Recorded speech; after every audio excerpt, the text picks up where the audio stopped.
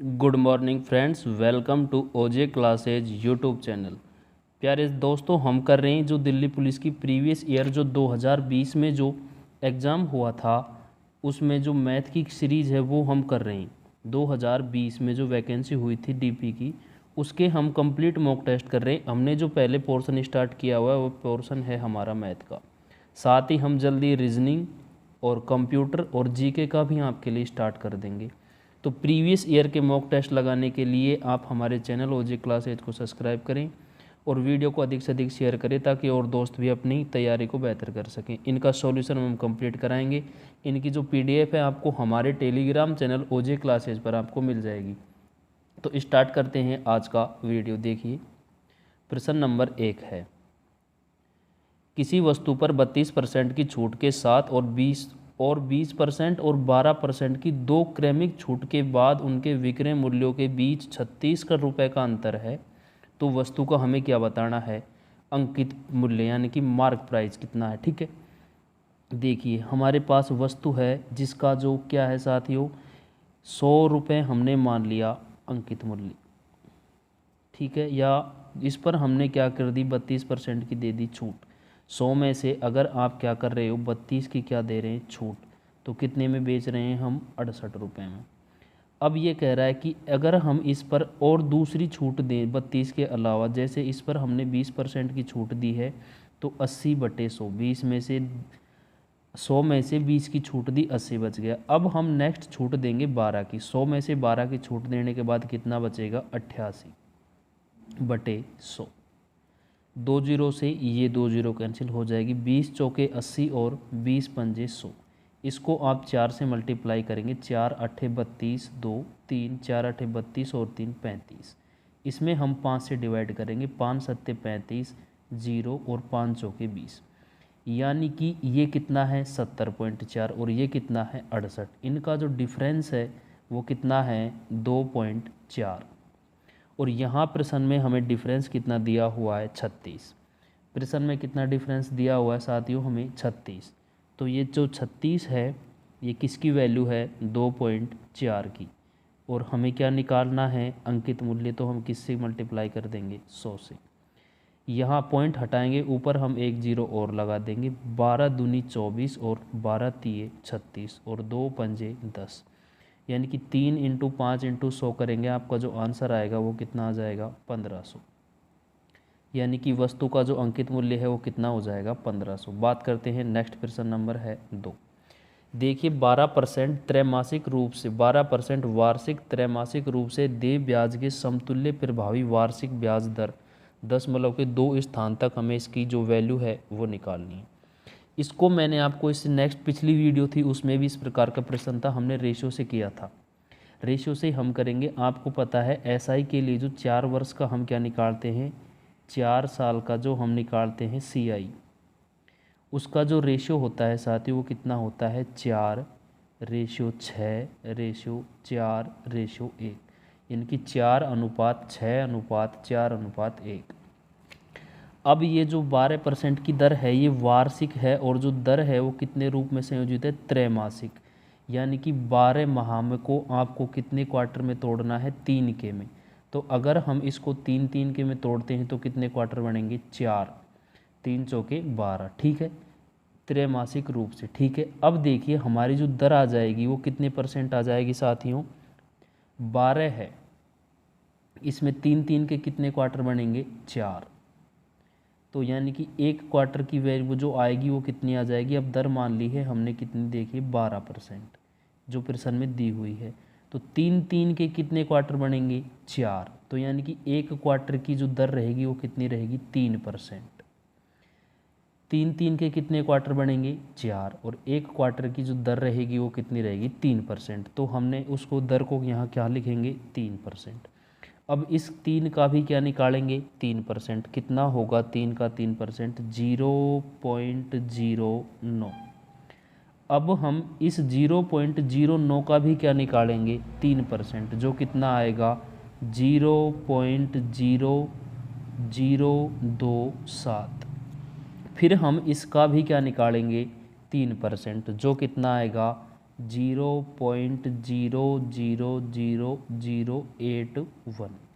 ठीक है, अब हम इन्हें क्या करते हैं, आपस में मल्टीप्लाई करेंगे इस प्रकार, 3 चौके 12 प्लस, फिर हम इसे 9 छिके 54.54 प्लस आप इसको करेंगे 27 चौके 108 यानी कि 0.108 प्लस फिर आप इसको करेंगे, ये आएगा 0.000081। अब हम इन सब को जब ऐड करेंगे, जो हमारी वैल्यू आएगी वो आएगी 12.55%, और यही हमें निकालना था। आपको कुछ नहीं करना, आपको पता है 4 वर्ष के लिए कितना होता है, 4:6:4:1। अब हमें जो दर है वो 12% वार्षिक दर की दी हुई है, और जो हमें किस में निकालनी है, क्वार्टर में, यानी कि त्रैमासिक दर है, तो 4 क्वार्टर बनेंगे। अब एक की जो दर आएगी वो 3 आएगी, 3%, तो इसको जो दर आती है 3% उसे इसके नीचे लिख देते हैं, फिर बाद में जो दर आती है उसका परसेंटेज निकालते हैं, इसका 3% यहाँ, फिर 3%, फिर इनको हम ऐसे इस प्रकार मल्टीप्लाई करते हैं, जैसे ये इसके साथ ये मल्टीप्लाई होगा और इसके साथ ये मल्टीप्लाई होगा।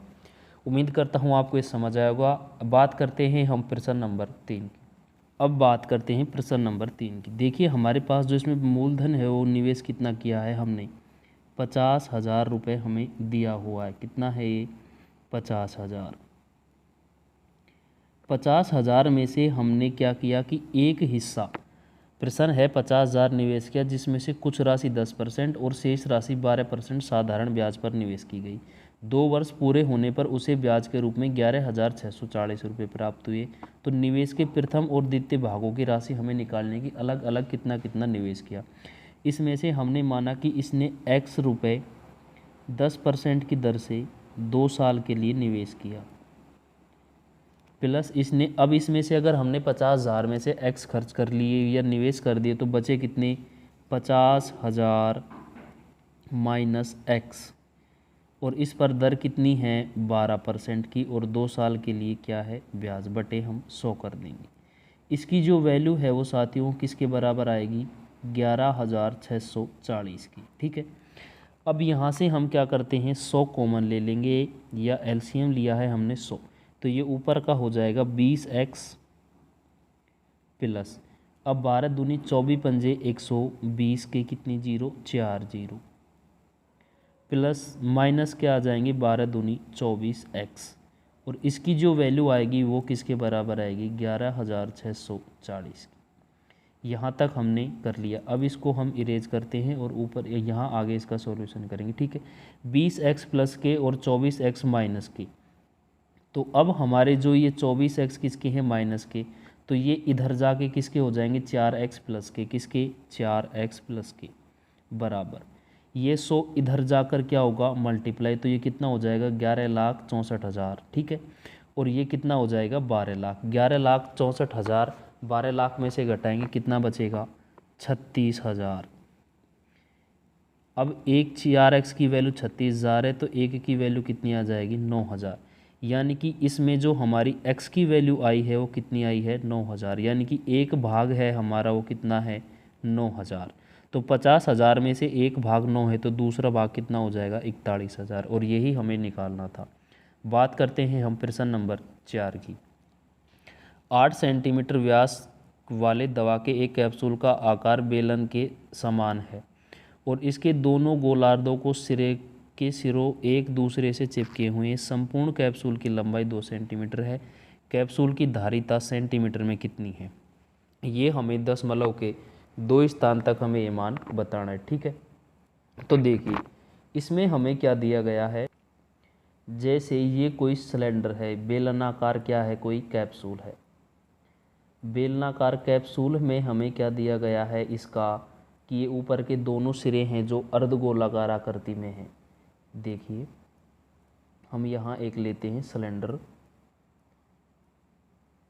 कि यहाँ देखिए ये है एक बेलन। अब इस बेलन का क्या करते हैं, यहाँ पर इसकी जो हमें क्या दी हुई है, इसका व्यास दिया हुआ है 0.8 सेंटीमीटर। तो व्यास त्रिज्या का क्या होता है, आधा, यानी कि इसकी त्रिज्या कितनी हो जाएगी, 0.4। तो इस बेलन की जो यहाँ आर है वो कितनी है 0.4, और यहाँ से भी इसकी आर कितनी हो जाएगी 0.4, यानी कि इसकी आर है 0.4। अब ये कैप्सूल है जो इसका ये हिस्सा है वो किससे ढका हुआ है, अर्धगोलाकार से। ये यहाँ से इस आकृति में इधर ढका हुआ है अर्धगोला, और ऐसे ही ये किधर है, इधर है, इसी आकृति का कैप्सूल होता है। अब इस अर्धगोले की त्रिज्या भी कितनी हो जाएगी 0.4, और यहाँ भी ये इसकी क्या है त्रिज्या, तो ये भी कितनी है 0.4। इसी प्रकार इधर भी इसकी ये त्रिज्या होगी, ये भी इसकी त्रिज्या है, तो ये कितनी हो जाएगी 0.4। अब इस संपूर्ण जो टोटल कैप्सूल है इसकी लंबाई कितनी है, दो, कितनी दी हुई है हमें 2 सेंटीमीटर।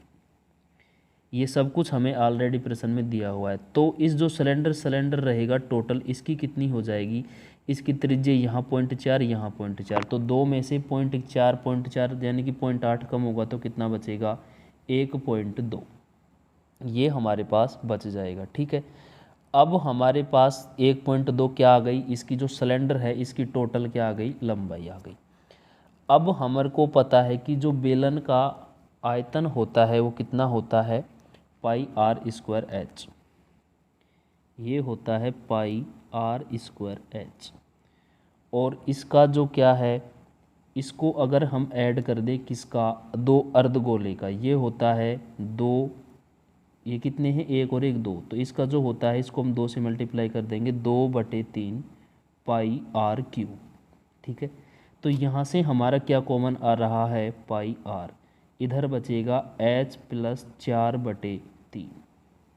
ठीक है, अब हमें क्या करना है, यहाँ इनका मान रखना है। पाई का मान कितना रखेंगे 22/7, आर कितनी है 0.4, तो 4 का पाई आर स्क्वायर कॉमन लेंगे तो 4 का स्क्वायर कितना हो जाएगा 1.6, यानी 0.16 आएगा, 1.6 नहीं, ये आएगा 0.16 इंटू एच कितनी है हमारी इसकी बेलन की 1.2 एच है, और क्या है 4/3 पॉइंट किससे कर देंगे, जो हमारी आर है वो कितना है 0.4। ये हमारी क्या बन गई इक्वेशन। अब हमें इसको क्या करना है, सॉल्व करना है, कहाँ से, यहाँ से इसको हमें सॉल्व करना है। ठीक है, तो इसको सॉल्व करने पर जो हमारी वैल्यू आएगी वो किसके बराबर आ जाएगी 0.87, 0.87। आप इसको स्वयं हल करें, आपकी वैल्यू यही आएगी। ठीक है, बात करते हैं हम प्रश्न नंबर, नेक्स्ट है 5 नंबर।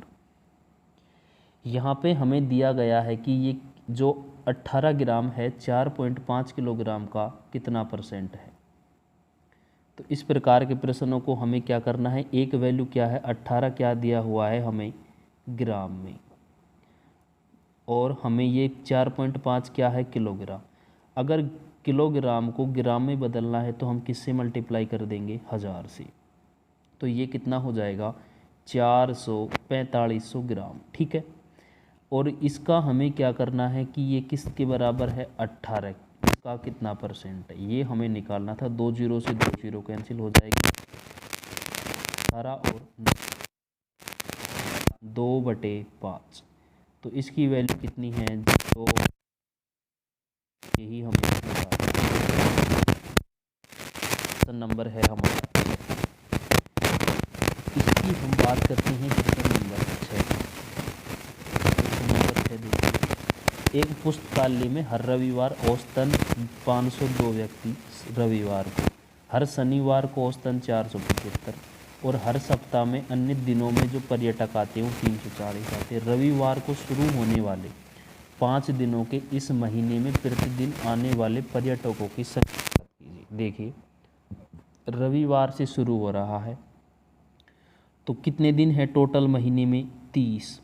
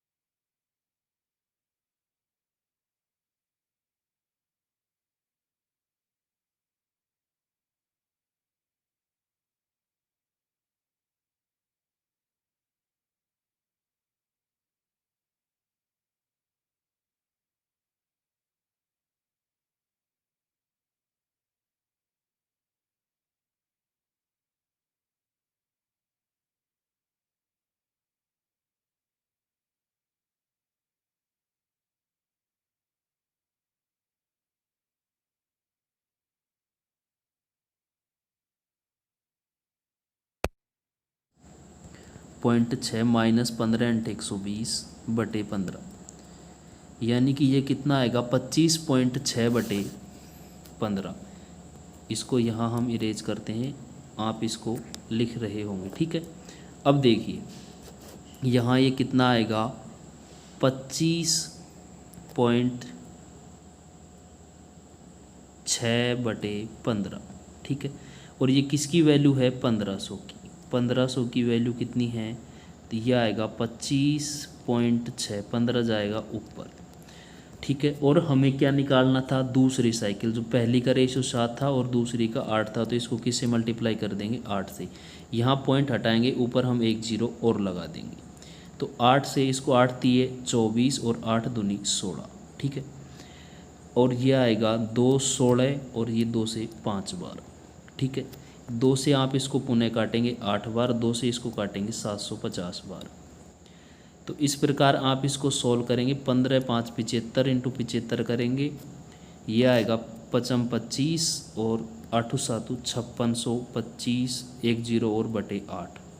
इसमें आप 8 से भाग देंगे, 8 7 56 0, 8 3 24, 8 एकम 8, 2 8 दूनी 16 और 8 पंजे 20, यानी कि 7031.25, यही हमें निकालना था। अब हम बात करते हैं नेक्स्ट प्रश्न नंबर है 9। आयताकार फर्श की लंबाई कितनी दी हुई है हमें 14.35 और इधर भी कितनी दी हुई है 11.55। अब हम इनको 2 अक्षर बाद पॉइंट है तो आप इनको हटा देंगे, सेम हो जाएगा। अब हमें इनका एक पॉइंट हटाने के बाद ये कितना हो जाएगा 14.35 हटा दिया है, ये है 1155। इनका हम क्या लेंगे एचसीएफ आएगा इनका कितना 35, ठीक है। यानी कि अगर एक साइड टाइल की 35 आएगी तो दूसरी भी क्या आएगी 35। इनका एचसीएफ होता है, वही हम छोटी से छोटी वो लेते हैं, ठीक है। इसको आप 35 से जब डिवाइड करेंगे तो ये आएगा, ये डिवाइड होगा साथियों कितनी बार 41 बार, और ये डिवाइड होगा 33 बार। इसको आप मल्टीप्लाई करेंगे तो आपका आएगा 1353। बात करते हैं नेक्स्ट प्रश्न नंबर है 10। देखिए एक व्यक्ति अपनी जो मासिक आय है उसका 75% खर्च करता है, और यदि उसकी आय 50% बढ़ जाती है तो व्यय में 80% क्या हो जाती है वृद्धि। देखिए हमने माना व्यक्ति की आय कितनी थी 100, इसमें से खर्च कितना कर रहा है 75। अगर 75 खर्च कर रहा है तो इसकी बचत कितनी है 25। अब ये कह रहे हैं कि आय कितनी बढ़ जाए 50%, यानी कि कितनी हो गई 150, और इसकी जो क्या है ये कितनी बढ़ जाती है, इसकी खर्च है जो 80%, यानी कि इसका कितना 180। आप इसका 80% बढ़ाएंगे तो ये कितना हो जाएगा 135। यानी कि हमें क्या करना है 75 का अगर आप 80% काटते हैं, 75 का 80%, 80/100, 20 चौके 80 और 20 पंजे 100, 5 से डिवाइड करेंगे 15 चौके 60, तो यानी कि ये कितना बढ़ रहा है 60। इसको आप ऐड करेंगे कितना हो जाएगा 135। और अब ये 150 आय में से 135 खर्च कर रहा है, तो अब कितना बचत कर रहा है 15। पहले कितना बचा रहा था 25, अब कितना बचा रहा है 15, तो कितने की कमी कर दी 10 की, कितने पर 25 पर। और हमें परसेंटेज निकालना था, 100 से मल्टीप्लाई कर देंगे, 25 चौके 100, कितने परसेंट की कमी है 40% की। बात करते हैं नेक्स्ट प्रश्न नंबर है 10। देखिए एक व्यक्ति के समूह ने किसी काम को 20 दिन में पूरा करने का निर्णय लिया, लेकिन उसमें 5 व्यक्ति अनुपस्थित रहे। यदि समूह के अन्य व्यक्तियों द्वारा उस काम को पूरा करने में 24 दिन लगे तो मूल समूह में कितने व्यक्ति थे। देखिए शुरू में हमने माना कितने आदमी हैं x, प्रारंभ में x आदमी थे, इन्होंने वो एक काम को 20 दिन में करने का निर्णय लिया, यानी कि 20 दिन में कर देते। अब इनमें से x आदमियों में से कितने आदमी कम हो गए 5, तो इन्होंने इस काम को कितने दिन में किया 24 दिन में।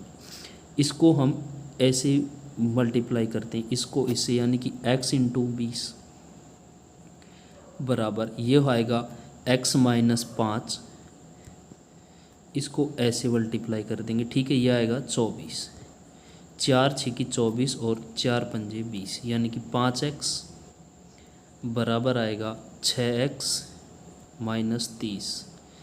ये 5 इधर जाएगा और 30 इधर, यानी कि x की जो वैल्यू आएगी वो कितनी आएगी 30, यानी कि प्रारंभ में कितने आदमी थे 30, यही हमें पूछा गया था। बात करते हैं हम प्रश्न नंबर 12 की।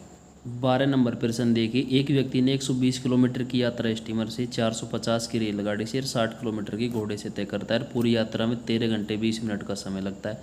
यदि रेलगाड़ी की चाल घोड़े से 3 गुनी और स्टीमर से 1.5 गुनी है तो स्टीमर की चाल हमें निकालनी है। देखिए इसको हम किस प्रकार करेंगे। हमें क्या दिया हुआ है कि ट्रेन की चाल है जो हॉर्स और स्टीमर की चाल से क्या है अधिक है, यानी कि इसमें कहा है कि घोड़े की चाल से 3 गुनी। यदि हॉर्स की चाल हम 1 मानते हैं तो ट्रेन की कितनी हो जाएगी 3 गुनी 3, और स्टीमर से 1.5 गुना है तो स्टीमर की अगर हम 2 मानते हैं तो इसकी कितनी हो जाएगी 3। ठीक है, यानी कि इनका रेशियो कितना है 3:1:2। अब देखिए आप इनको सुविधा के लिए क्या मान सकते हैं कि इनकी जो ये है स्पीड ये आ जाएगी 3x, इसकी आ जाएगी 2x और हॉर्स की आएगी x, सॉरी 2x नहीं, हॉर्स की जो स्पीड है वो आएगी x और स्टीमर की आ जाएगी 2x। अब देखिए ये 120 किलोमीटर की यात्रा किससे कर रहा है स्टीमर से, 120 किलोमीटर की किससे कर रहा है स्टीमर से, इसकी चाल है 2x। इसी प्रकार 450 किलोमीटर की जो यात्रा है वो किससे कर रहा है ट्रेन से, ट्रेन की स्पीड है 3x। इसी प्रकार 60 किलोमीटर कर रहा है हॉर्स से, हॉर्स की स्पीड है x और ये टोटल समय ले रहा है 13 घंटे 30 मिनट, यानी कि इसको आप घंटे में बदलेंगे 30 1/2 यानी कि 27/2, 13 दूनी 26 और 1 27/2। ठीक है, इनका हम यहाँ लेंगे एलसीएम, कितना आएगा 6x, यानी कि 2 तिया 6 12 तिया 36 360 प्लस ये आएगा 3 दूनी 6 450 दूनी 900 प्लस 6 6 36 360 बराबर आएगा किसके 27/2 के। ठीक है, इसको हम यहाँ ऊपर स्टेप में लिखते हैं। यहाँ तक उम्मीद करता हूँ आपके समझ आया होगा। ठीक है, ये आ जाएगा हमारा 1600, ये आएगा 1620 और इधर ये क्रॉस होगा 2 से तो कितना हो जाएगा 3240, 3240/6x, यानी कि 3240/6x बराबर 27। तो x इधर जाएगा 27 में आ जाएगा, इसको यहाँ नेक्स्ट स्टेप में हम यहाँ लिख देंगे,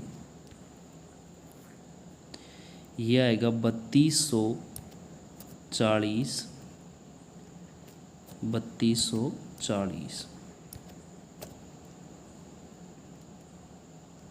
बटे में 6 × 27 बराबर x। यहाँ से हम सॉल्व करेंगे, 9 तिया 27, 9 तिया 27, 5 9 6 की 54 0 और 6 6 36 60, 3 दूनी 6, यानी कि x की वैल्यू कितनी आई है 20। और हमें किसकी पूछी थी स्टीम की, इसकी x की वैल्यू 20 है तो 2x की वैल्यू कितनी हो जाएगी 40, और यही हमें निकालना था। बात करते हैं प्रश्न नंबर 13। 2 अंकों की एक संख्या में इकाई अंक दहाई के अंक से 4 अधिक है, यदि दी गई संख्या के अंकों का योग का गुणनफल कितना है 370। देखिए यहाँ इकाई का अंक दहाई के अंक से क्या नहीं है 4 अंक अधिक नहीं, ये कैंसिल। यहाँ भी इकाई का अंक दहाई के अंक से क्या है 4 अंक अधिक नहीं है, ये भी गलती। यहाँ हमारे पास ऑप्शन बचते हैं 2। तो अगर हम इसको चेक करते हैं तो देखिए इकाई का अंक दहाई के अंक से 4 अधिक भी है और इसके अंकों के योग से यानी कि 26 है और इसका अंकों का योग कितना हो रहा है 8। अगर हम इसको 8 से क्या करते हैं मल्टीप्लाई करते हैं तो 6 8 48, 8 आता है, ये हमारा नहीं होगा। अब हम इसको देखते हैं तो ये चेक करने की ज़रूरत नहीं, हमारा यही हो जाएगा अगर 3 ऑप्शन गलत हो चुके हैं तो, यानी कि 7 37 है और इनका योग कितना हो जाएगा 10, मल्टीप्लाई करेंगे 370 जो प्रूफ हो रहा है। ठीक है, बात करते हैं नेक्स्ट प्रश्न नंबर है 14। रोहित अपनी वस्तुओं को क्रय मूल्य से 30% अधिक अंकित करके उन पर 13.5% की छूट देता है। यदि वस्तु को 1012.5 में बेचता है तो उसका क्रय मूल्य क्या था। देखिए उसके पास वस्तु का जो कितना था 100 रुपये, उसने अंकित कितना कर दिया 30% 130। ठीक है, अब इस 130 पर कितने की छूट दे रहा है 13.5 की, तो कितना देगा 86.5। ठीक है, शेष बचेगा बटे 86.5% बटे 100, अगर 1 पॉइंट हटाएंगे तो यहाँ 1 0 लगा देंगे और इसकी जो वैल्यू है वो किसके बराबर आएगी, यह आएगी 1000